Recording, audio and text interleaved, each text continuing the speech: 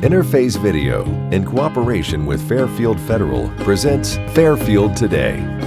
Brought to you by Fairfield Federal Savings and Loan, Fairfield Medical Center, Fair Hope Hospice and Palliative Care, the Frankie Smith Funeral Home, Fairfield County Adam H., Dagger Law, and the Fairfield County Board of Developmental Disabilities. Hello friends, and welcome to Fairfield Today. I'm Paul Jasson, your host, and again this week we're still telecasting from the studios of Interface Video. We hope very soon, as part of the reopening plan that the Governor and Dr. Acton will implement, that the banks will be open and we'll be back at our same location downtown at Fairfield Federal. But that's still out there a little bit. And again, from last week we had the mayor on. We asked him to come back and talk this week. There are so many things going on, especially with the city and the income tax levy, and that's what we're kind of going to focus on today. Dave, thanks for coming back today. We appreciate it. I'm happy to be here. And again, you do probably 200 meetings on Zoom and all the formats that you use. We appreciate your coming here as we social distance and do what Dr. Acton says and do what we should be doing. We appreciate your coming and being available to do this live. Yeah, well, I'm accustomed to appearing on screens here recently with Zoom and Microsoft Teams and all the other Skype and all the other mediums for doing meetings and such. So it's kind of nice to be actually with somebody across the table talking to them. And I think we talked about this last week. You may find that doing some of those meetings, not all, not city council, not things like that maybe, but some meetings I think perhaps people will find out are acceptable to do it that way and perhaps preferable. Absolutely. I mean, even the city has a lot of meetings where people jump in their car out from their departments and come down to City Hall for a meeting.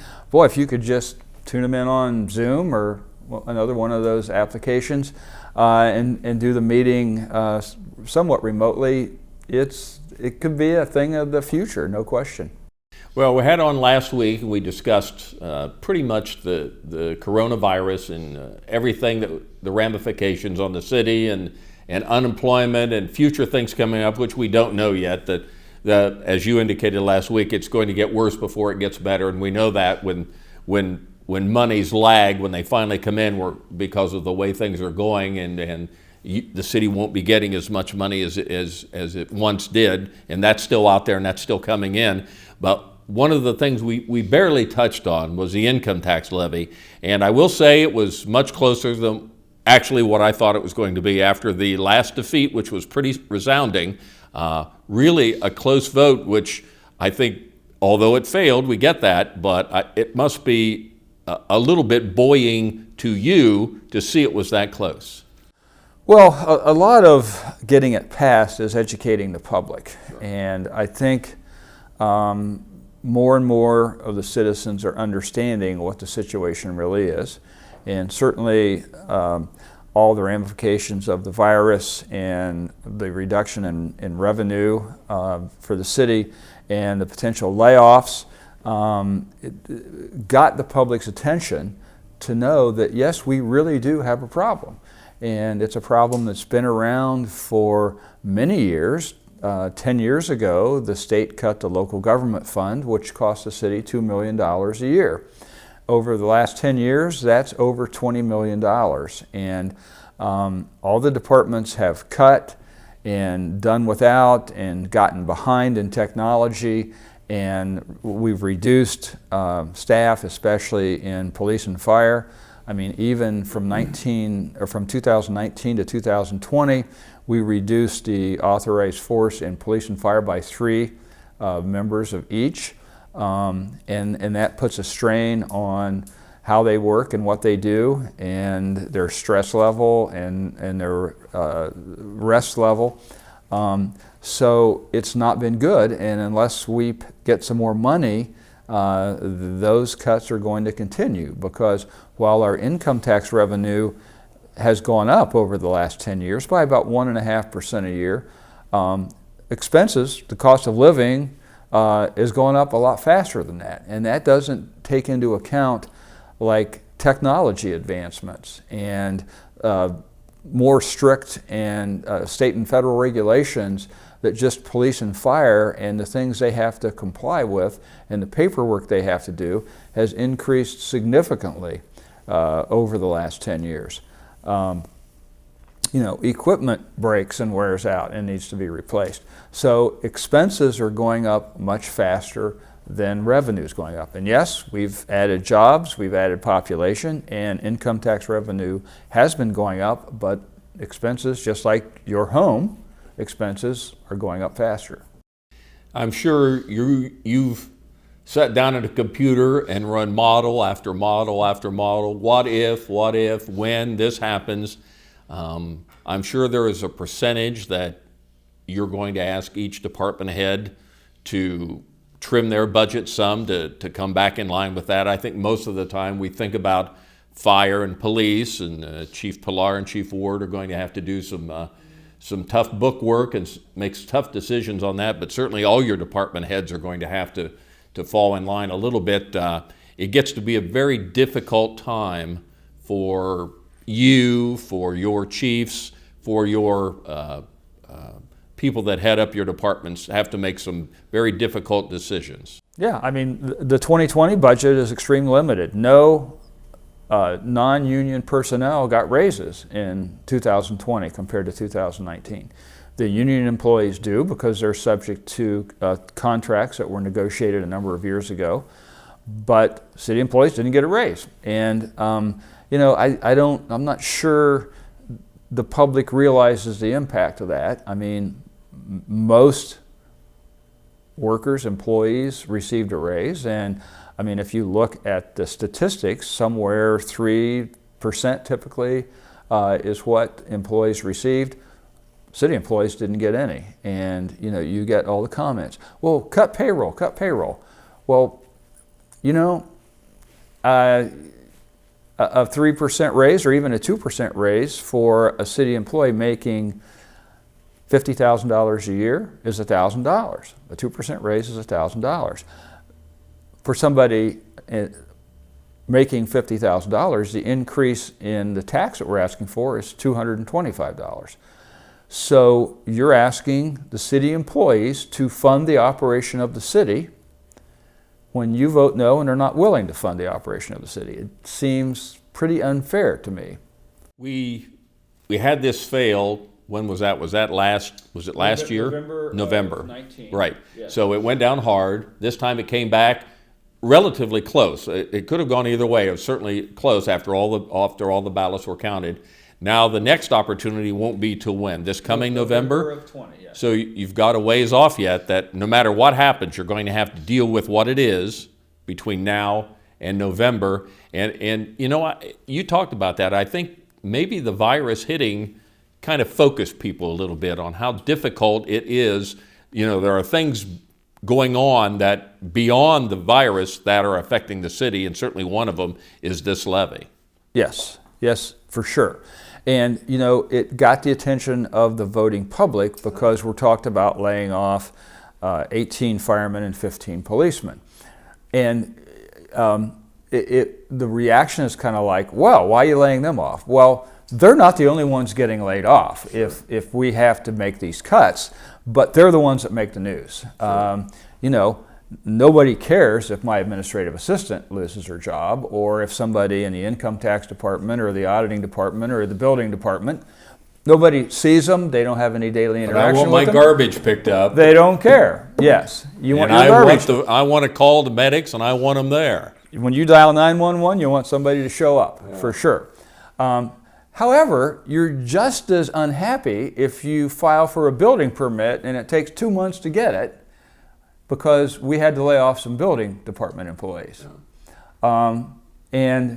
But there are much fewer interactions with the building department than there are with police and fire. You don't see them driving down the street every day or a medic going on a 911 run. So they're critical. The other employees are maybe not as critical as a medic, but they're still critical to the operation of the city, and the future of the city is the most important thing. The economy in Lancaster was really hopping before this virus hit. more jobs, more businesses opening, more plants coming, lots of good things were happening. And in order for that to continue, we have to have the services of all those departments to approve building permits, do inspections, collect the income tax that we owe. So, lots going on here. The mayor is with us today. I tell you, we'll take a little break here and we'll be right back to talk more about the things that are going on with the city of Lancaster and the mayor, Dave Scheffler, in just a moment. Fairfield Federal. When it comes to our customers and our community, we go above and beyond to help. Our people make the difference. It's a hometown bank. It's located here in Fairfield County. Branches are convenient. They're located here in Pickerington, where my office is. I'm in Lancaster a lot, and they have plenty of branches there.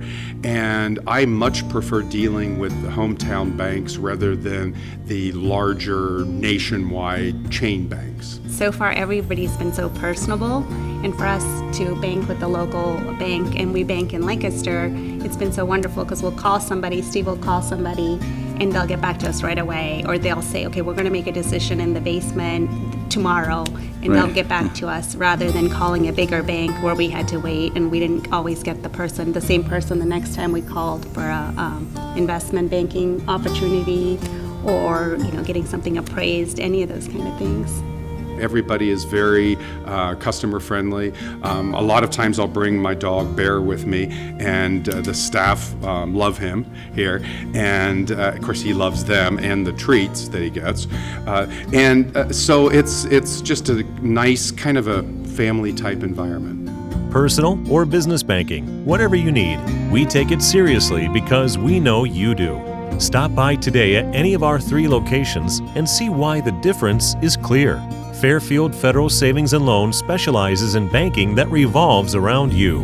Member FDIC, Equal Housing Lender. Again, we want to thank the good folks at Fairfield Federal for continuing to be a great sponsor for our show, even though we can't be in the downtown lobby today. And again, certainly this social distancing and masks and everything going on affects businesses. Banks are no different. The lobbies for the 3 locations are not open. The drive-thrus are open, and certainly FairfieldFederal.com is open 24/7. You can go there anytime, and if you need a phone number of someone to call at any of the offices, they're still available. You can still contact people. You just can't go in and see them personally right now. But again, if you have any banking, you can certainly use the drive-thrus, or any of the ATMs are available too. So again, FairfieldFederal.com. If you haven't had an opportunity to use that, now's the time to learn how to get on there and connect to them virtually and see what's going on at your bank and all your accounts. FairfieldFederal.com. Dave, last week we talked about, for the most part, we talked about all the COVID-19 issues that were going on. We talked about federal money being such a fly in the ointment here, because you know it's coming, you don't know when, maybe you don't even know how much at times. But as I understand it, this money that the feds will be filtering down to you could have a big effect on how we go with this income tax levy too. The 2020 budget was sufficient to cover all of our expenses for 2020. Actually, the approved budget exceeded our estimated revenue, but that's pretty typical because we're very conservative in estimating revenue, and there's typically windfall things or unusual things that come through.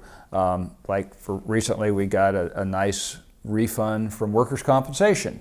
Half of that went to the enterprise departments and can't be used in the general fund for things like police and fire and engineering and building department and that. But we're expecting up to a $4 million loss in revenue from the layoffs and shutdowns. So we hope and are working hard to convince Congress to cover us for that, or rescue all the local governments, counties, townships, municipalities, and replace that revenue. I mean, they bailed out the airlines, they bailed out the hospitals. They've sent $36 million of stimulus checks to Lancaster. They added $600 a week to unemployment. They've bailed out a lot. They bailed out universities. So a lot of money has floated around. $36 million in direct stimulus checks came to Lancaster. The city doesn't get any of that. Maybe eventually somehow, Sure. but not much. But we need probably $4 million to get us through this year without imposing the 10% cuts that we've talked about. Well, it's going to be an interesting summer coming up here, the way things are shaping up. We still have the levy to talk about and things that we'll be discussing. We know budget cuts will be coming. You've asked all your department heads to make some changes there. We hope it's going to be a third quarter. We hope the fourth quarter will be even better as things open back up and the city tries to get back on track. But as the mayor told us, it's probably going to get a little worse in the short term before it gets better in the long term. So we'll keep touch with you and just keep hoping that things are better than what we expect and that people realize how much that income tax levy was needed. We'll be back with County Commissioner Steve Davis in just a moment.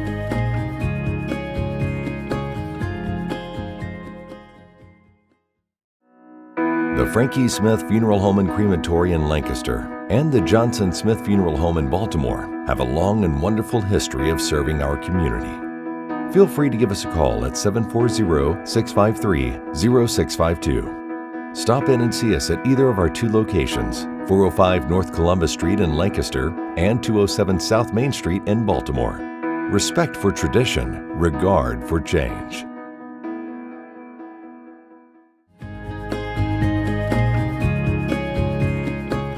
Welcome to Fairfield Today. We've got kind of a special show for you. Of course, we just had the mayor on to talk about, and everything overarching thing we'll be talking about today, and all the segments we'll be doing is coronavirus and how that affects the city, as you heard the mayor talk about. We'll talk about the county coming up, and then we'll talk with Steve Wigton in the Lancaster City Schools, and certainly schools and the virus are a big topic with them too. So that'll be kind of the overarching thing we discussed today. I want to thank the good folks at Fairfield Federal, although we're not able to be there today again. We mentioned that earlier. We're here at the studios of Interphase Video. The banks will be open up as the phases move on and they get the lobbies open. Again, you can of course use the drive-thrus or go to fairfieldfederal.com and get some phone numbers and give them a call. So we just talked with the mayor, Dave Scheffler. Pleasure to have on with us County Commissioner Steve Davis. Steve, thanks for coming. It's probably, I don't know how many face-to-face meetings you've had lately. Almost everything has been Zoom, virtual. Is that kind of how things go? Well, the commissioners have been meeting in person, and then yesterday was our first meeting where we're technically open to the public. Okay. We're operating right now out of the Emergency Operations Center. And it's got a big space there, so folks that do come are spaced out. But we're taking those baby steps, trying to return to some semblance of normalcy. Been about 10 years since you've been doing this, a long time. You know the ins and outs of this. You've had ups, you've had downs. Ever imagine in your wildest dreams something like this? Not in your whole life, but certainly in your county commissioner life, something like this would have occurred. No, we certainly didn't. It's kind of almost weird to think about, but for years we did planning, emergency planning for various scenarios. And oddly enough, county government had done emergency planning for a pandemic and how we would operate in these circumstances. So our transition from normal operations to pandemic operations was very fast, and we were very well prepared for it through meetings that we used to go to where we thought this is ridiculous to prepare for this, but we did, and so it's gone pretty well. So here we are in the midst of what's called a global pandemic.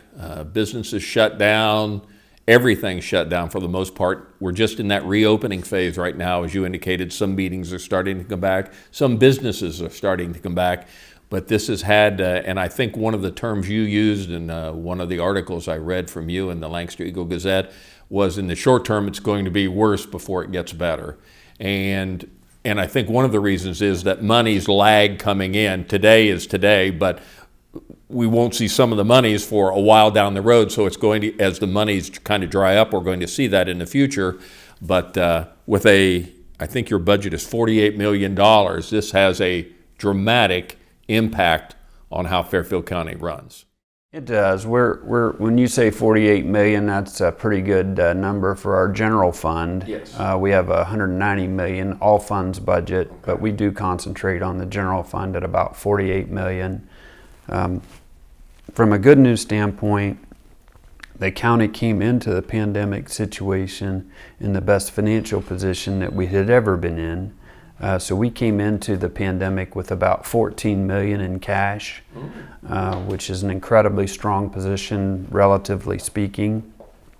But nonetheless, we do anticipate quite a significant impact on our revenues and then our expenses and ultimately on our operations. In talking with Mayor Scheffler earlier, one of the things that you read about, and I'm sure you watch a lot of the governor's press conferences and how things have gone there, and one of the things is the monies that are flowing down, whether it's from the state, and I know a lot of it goes from the feds into the state and then to the counties and the cities. So a lot comes from Steve Stivers and our senators, and I'm sure you've had multiple discussions with all them. But I'm sure there are moments of frustration with how this has worked from the time the money has started to come down to, has it started flowing in yet? No, and frankly, we don't think it will under current circumstances, because what's happened is the feds have appropriated dollars for local governments. They sent that money to the state, and now the state is deciding when and under what format to send that money to the local governments. However, under the federal legislation, that money is limited to be expended for direct COVID-19 expenditures. In the county's case, that's masks and disinfectant. So while we're anticipating receiving something north of $1 million through that process, we're not permitted to spend it. So I'm pretty frustrated by all of that right now, because you see the press releases from the feds about what wonderful things they're doing for local governments, and then the state will issue a press release about what wonderful things they're doing. The truth is, Paul, they're not. Yeah. We're on our own, Yeah. and that'll be okay, because we came into the situation so strong. But this discussion about help from the federal or state government, it's all fake. And once you realize that, it's easier to move on then. And we are what we are. It just is what it is. I mean, the discussions about all that help coming to local governments are fake. And if they ever turn out to be true, I'll be the first to admit it. We look at the coronavirus. Let's talk just a little bit about that.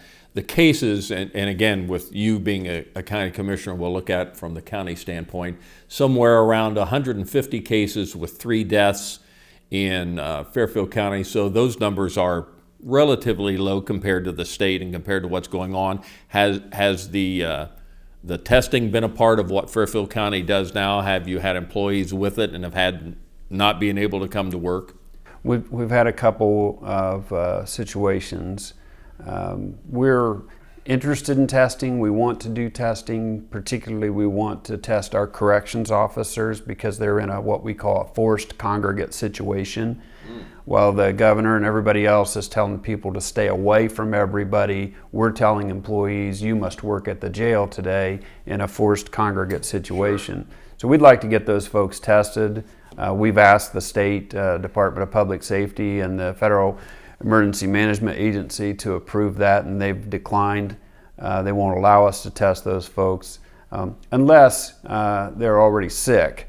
And so our frustration on the testing front is, whereas managers, we want to be proactive. We'd like to know if we have a problem before it becomes like a Marion situation with several people dead. I can sense a bit of frustration on your part, Steve. Yes, sir. And I've known Steve for a long time. Virtually his entire life I've known Steve. And he's somebody, and one of the reasons I find this quite refreshing, he's one of the folks that is never scared to speak his state of mind. Whatever it is, and just put it out there, and you deal with the consequences as long as you keep it on the reel. Well, and I want to be clear, Paul. Fairfield County is going to do fine. County government's going to do fine. We were well prepared, we were well funded, and we're well managed.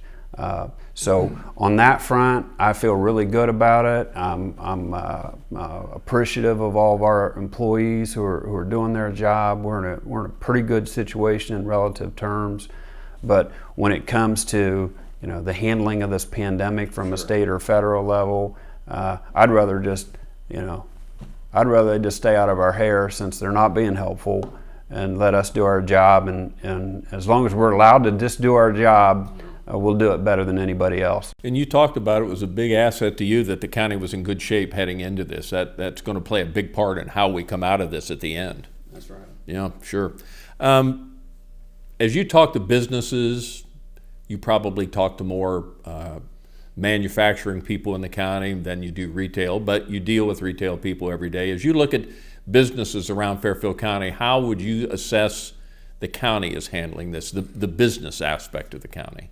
I think folks are anxious to get rolling from a business standpoint. I'm not saying that individuals aren't still afraid from all the things they've heard, but I think businesses are anxious to find their new normal and to get operational. There are some unique stories out there right now of companies who are doing really well under the circumstances. Certainly that's kind of a man bites dog story right now, but most of them are feeling pretty anxious. You've got this big PPP thing that came out, but that's 8 weeks of money. And 8 weeks of money against what is we're told is going to be a real long haul doesn't really give you that long horizon, that runway to plan. But my overall sense is just an anxiety and an anxiousness to get rolling. You've made some big budget cuts. You've announced those. You've had more since when I've seen that. More cuts to come? Yeah, we're looking at probably an estimated $3.3 million plus loss in revenue for 2020. We've made now coming up on about $1 million in reductions. And then until we kind of get better vision on this situation, we'll probably use about $2 million out of the cash situation. So go from about $14 million down to 12 cash on hand, and then use that to kind of balance revenue and expense out in 2020. And then hopefully as we move forward to 21, we'll have a better idea if the governor's going to allow the economy to return. When you go to sleep at night, and a lot on you and Jeff Fix and Dave Levacy on how this all goes, when you go to bed at night and you think about, what's the last thing you think about? Is there any more I could have done? Is there anything else I could have done differently? Does that kind of stay with you a little bit? It does. What I'm thinking about most, Paul, are the workers that we're putting out there that have to interact in situations that they're being told, aren't safe and are dangerous. And so most of what we're trying to figure out right now is what's the best we can do to protect those people that we're responsible for. And so that's a lot of what we're thinking about right now. Got about a minute left in the show, and it's Steve Davis, our Fairfield County Commissioner, with us today. And I want to end on kind of a positive note. My close personal friend, Gene Wood, is retiring after a lifetime at the Recorder's Office. We all know Gene Wood. He's been there forever. He has just been a tremendous recorder, a tremendous employee for the county. Will the county be able to go on when Gene retires? Is there any fear that this is going to cause some long-term implications? You know what? One of the best things Gene did in a very long and successful career with the county was train his successor, Lisa McKenzie. She's good. And because of Gene's foresight in making sure that she was ready and prepared to step into his shoes, I think we'll find a way to muddle through. It'll be tough, but we'll find our way. But Paul, I do appreciate you having me. Like you say, I think you've known me since I was 3 or 4 years old, and I can't stress enough that Fairfield County is going to be fine. We're going to come through this okay, but we're going to come through this okay because of who we are and how prepared we were, and because of the folks that we have here who will, without regard to whether there is or isn't assistance from somebody else, they'll stand up on their own 2 feet and they'll do it, and that's why we'll be okay. Fairfield County Commissioner Steve Davis, our guest today, to talk about all things going on with the virus, and we appreciate your coming in, Steve. Thanks for answering some tough questions and facing some difficult times. We appreciate you and Dave and Jeff and everything that everybody does up there. Thanks. Well, I thank you for having me. Stay safe, Paul. Sure, thank you, and to you and your family. We're going to be back with Lancaster City School Superintendent Steve Wigton in just a moment.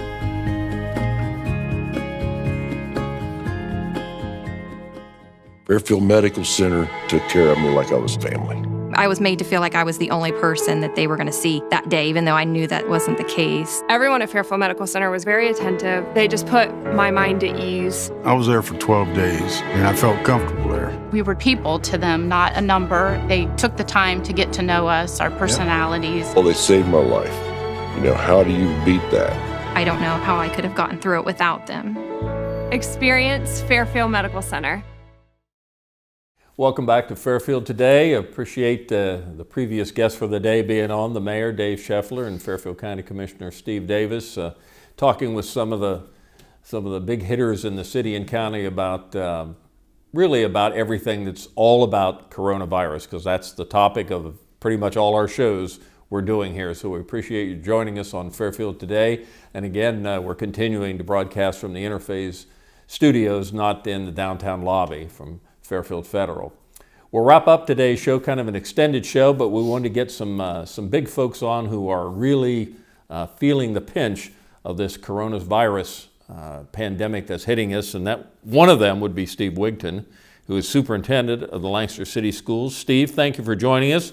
And always especially a pleasure, Paul. for joining us here. Yeah, we right. know so many Zoom meetings, so many things That's online exactly here. right. It's nice to do something face to face. Nice to put a clothes on again. 6 feet apart, face to face. Have you been wearing sweatpants about every day, or have you? I haven't been wearing this, I can tell you that. Steve Wigton, who is the superintendent of the Lancaster City Schools, and we've got a lot of things to discuss in a short time. But Steve, how about a quick overview of what's going on right now? It's a time unlike any other. It certainly is, but I got to tell you, our staff is doing a fantastic job of delivering education to students at home. Our secondary schools are all online, and our teachers are working very hard contacting those students, as well as our elementary. Now they have learning packets, paper packets that they take home, because we don't send the Chromebooks home with the elementary students. But our teachers are engaging with those students through other various means, with their cell phones and with the devices they have at home. So I guarantee you, our teachers are working very, very hard contacting our students and working with them. It's been about 50 days for us since we've had a show. This is our first or second show back. And when you started seeing this coming, when the Arnold was canceled in Columbus and the Lancaster Festival, we start these things rolling. Did you get a sense that schools are going to be in this mix? Yeah, we started working a few days before the governor came out with what we would do if we closed down. And the nice thing is about the governor, he starts his press conferences, and he really, that day, he didn't get into the meat of it until about 3 o'clock in the afternoon. So, we had a few days to finalize our plans and put them in place. So, did you sense at that time that we're done for the year? At that time, probably not. But still hope there might be a month or so left. Once we hit April, then it was pretty, It's an unusual time, and I guess as somebody who graduated from the very fine Lancaster City school system, I really feel badly for the seniors. Oh, yeah. I think, maybe in 10 years, 5 years, when they have a reunion, they'll all have a good laugh. We were the class that survived the global pandemic, this and that. Yeah. But right now, with no spring sports and all those athletes out of the mix, no graduation. We'll talk a little bit about that, but no conventional graduation come.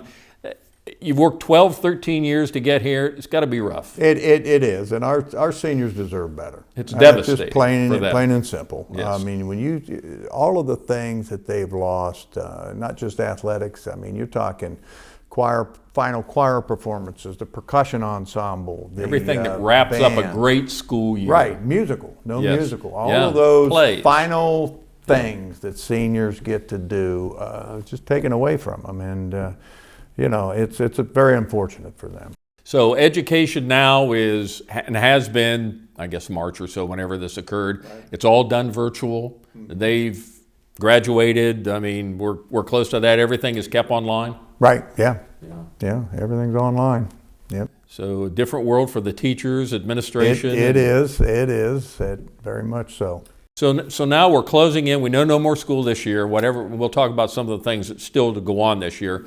But as you look forward to the 2020-21 season, or not season, year, school year, maybe there's a chance that it won't start out there. I guess that has to be in your mindset. There are so many scenarios that are potential for next year that it's really mind-boggling. You know, the state is supposed to, Ohio Department of Education is supposed to come out by the end of the month with some guidelines. Of course, those guidelines are going to be subject to change. Sure. So and you guarantee they will change. Exactly. So planning for next year is a real challenge. We have to plan for multiple scenarios, and you know, what transpires is yet to be determined. Yeah, and again, it's almost on a day-to-day basis. We're just in that opening, phased opening by the governor and Dr. Acton, and things are starting to open, and we know no matter what opens up, the schools are not going to be back in session, so that's not in the mix.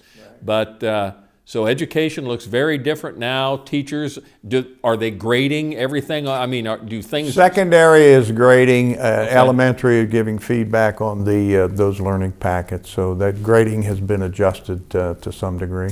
Okay, so here we are getting close to what would be graduation time for seniors, and that wonderful time, pomp and circumstance you hear played by the band and walking across at Fulton Field and all that.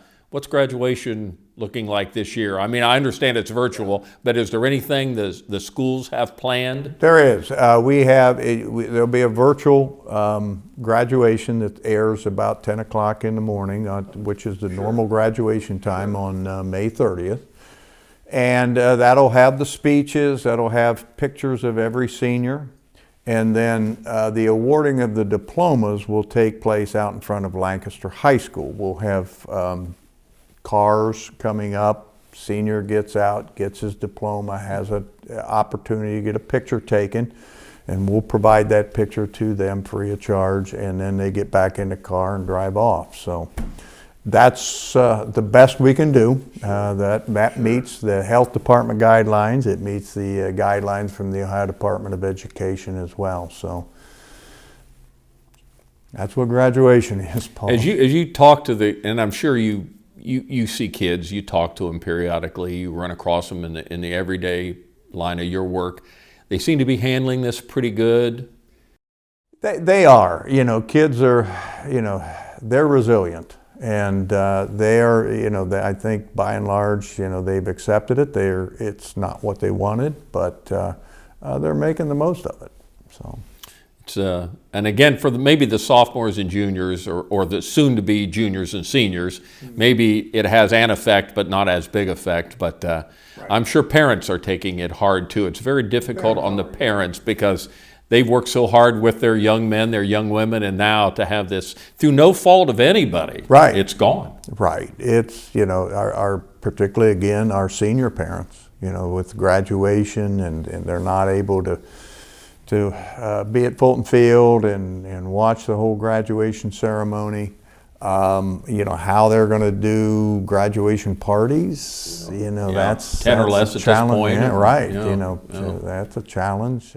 I read something, I think it was just not too long ago, where I hadn't thought much about that, but apparently the governor is going to be moving some money out of education and into other pots of money because everybody is trying to make this work. I hadn't really thought about, well, since there's no schools, they're probably going to apparently take some money from education. So I would say funding everything is an issue with the schools. It is. We got cut $1.2 million for this year. That just came out. Just Lancaster? Yeah, Lancaster. Wow. Yeah. The governor had to cut over $300 million to all schools. Yes. And our cut is $1.2 million, and that's just in this year's budget. Next year, we'll be taking a financial hit. from the state and from our own, local income tax. So, our revenues are definitely going to be down. And I was, again, earlier, before I was able to have you on here, I talked with Mayor Scheffler and County Commissioner Steve Davis, and I think what you heard from them, and I may hear that from you, is it's going to get worse before it's going to get better. Right. There is some short-term pain that is yet to be felt. That is correct. This $1.2 million cut by the state is only the start of it. I mean, we'll get cut more next year, and then our local revenue is going to go down as well. So we hope that we can, have enough finances to make it through without having to get into reducing staff, but that's all probably when you talk about these different scenarios that you're talking about. At this point, we don't have to talk about that, so that's fortunate. Okay. We're not for next year, but we'll see how long this impacts us. You've been a coach, a teacher, a superintendent. Unlike anything I'm sure you or any of your other superintendents have ever seen in their entire educational life. Yeah, but that's true of all of us. I mean, we're all going through this pandemic. In every line of business, nobody's seen it before, unless somebody was around back in 1918. You weren't. No, I just missed it. Okay, I just missed it. I had an older brother that was there, but very hurtful. I had to go there. Very hurtful, Steve. Now, some of the things I think about is, Thomas Ewing, you just opened up recently. It's been a while, and again, we had a real nice tour out there with Principal Steve Poston. Gave us a terrific tour. What a fabulous educational facility that is. When I think about the original Sherman, the original Ewing, I mean, that's light years from that place. Oh, yeah. That is truly state-of-the-art. And Sherman will be in that same vein? Sherman, it'll be the same. Yes. It's the same building, and that is on time and on budget. Well, and that was going to be the next question. Yeah, that's moving along well, even through this pandemic. Construction is an essential job here in Ohio. So they've been able to maintain, and that building's coming along very, very well. So I know it was set to open up with the opening of the school year? Correct. Yeah. So maybe that's still on track. We just wonder if it's the opening of the school year. I don't know what. I don't know if we'll be able to have a dedication ceremony. I don't know, how many students we'll be able to bring in. Those things are yet to be determined. When we went out there to do the Thomas Ewing shoot, school was still pretty new. In fact, they were just putting the flag up that day. I mean, everything was still early on. Mm-hmm.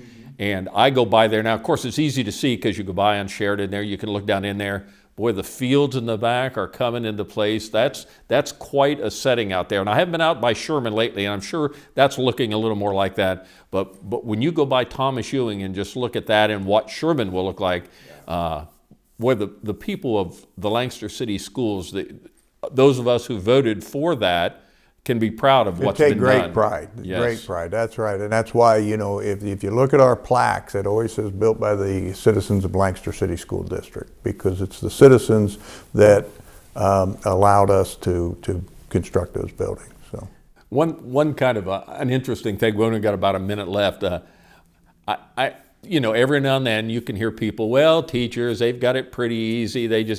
I think a lot of parents now appreciate what teachers go through. They have one student to educate, and they have 30 every 45 minutes or something. A lot of people are saying, this isn't that easy. It's not. And I got to thank our parents. They're doing a great job too. I mean, they're working and trying to help educate their kids at home. What a challenge that they have. Yeah. So, well, it's a heck of a time. Whatever the new norm is, we're there. Yep. We'll talk to you as we go on down the road here as Sherman opens up and the school system here. It's a pretty exciting time. Appreciate all your flexibility and your ability to move through this and just roll and everything. It's a different time. Yes, it is. Thanks for what you do and all your teachers and your administrative staff, and we'll talk more as we move on here. Yeah. Very good. I look forward to it. Steve Wigton with the Lancaster City Schools. Appreciate you joining us on Fairfield Today. Interface Video, in cooperation with Fairfield Federal, presents Fairfield Today. Brought to you by Fairfield Federal Savings and Loan, Fairfield Medical Center, Fair Hope Hospice and Palliative Care, the Frankie Smith Funeral Home, Fairfield County Adam H., Dagger Law, and the Fairfield County Board of Developmental Disabilities.